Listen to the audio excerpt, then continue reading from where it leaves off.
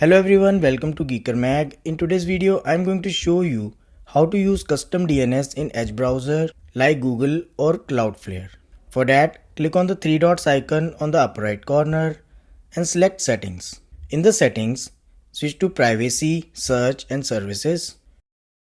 And then on the right side, select Security. Here scroll down and find Use Secure DNS section.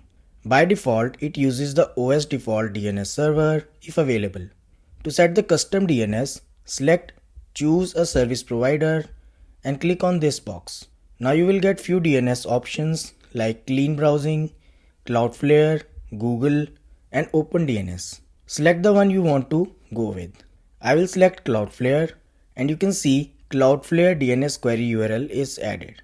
In case you want to set the DNS that is not available in the list, you can obtain the DNS query URL from the service provider and paste it here and you are done. I hope this helps. If you find this video useful, like it and subscribe to the channel. Thanks for watching.